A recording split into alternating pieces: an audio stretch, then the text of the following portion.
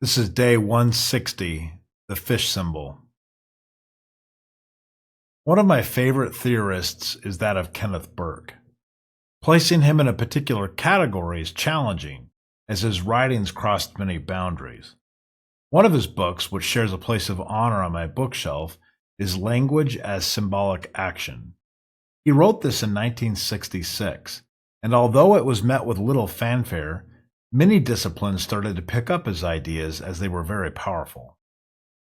The particular concept I am focused on for this writing is that symbols do much more than convey reality.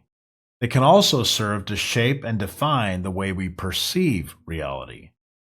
Burke famously said, humans were symbol-using and symbol-misusing animals. He offered that what separated our species from all other animal life was our ability to conceive of what is not there and develop systems of hierarchy to represent this concept, which would propel us to create symbols that convey meaning. Through this act, we created language, and through the development of language, we would have the ability and capacity for significantly improved critical thought. Thus, in the controversial style of an existentialist, Burke would claim that in the case of humans, language preceded thought. Believe this or not, there is certainly some credence to the idea.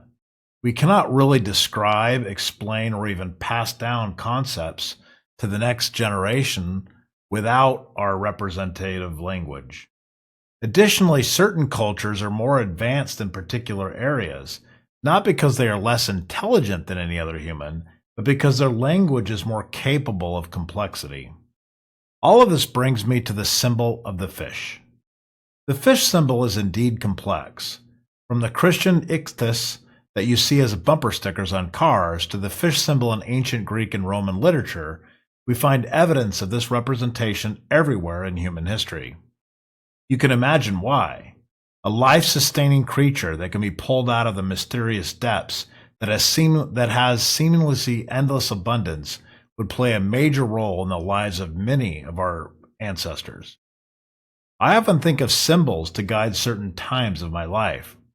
Rather than explaining and re-explaining what I am up to myself, I can use this symbol to capture all of the intended meaning.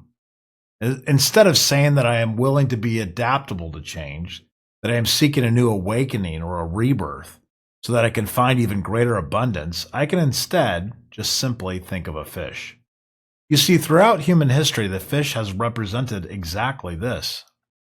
We can theorize on why. The fish symbolizes something hidden, something new, some new thing that we can discover that is mysterious to us. Just as the fish hides under the depths to be discovered, so can our quest for new knowledge and wisdom. Fish are considered to be abundant and always available, so we too can view our efforts as being headed toward greater prosperity and abundance. The fish is always navigating unseen currents which metaphorically represent adaptability, flexibility, and an otherwise capable willingness to change and adapt to new circumstances. So when we seek to catch a fish, we are seeking hidden knowledge, new spiritual revelation, and hoping to achieve personal transformation.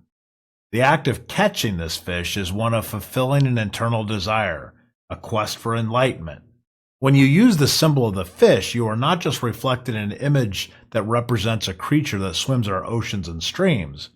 Rather, we are influencing ourselves to change. In line with Mr. Burke, the symbol changes our perception of the world and carries persuasive power.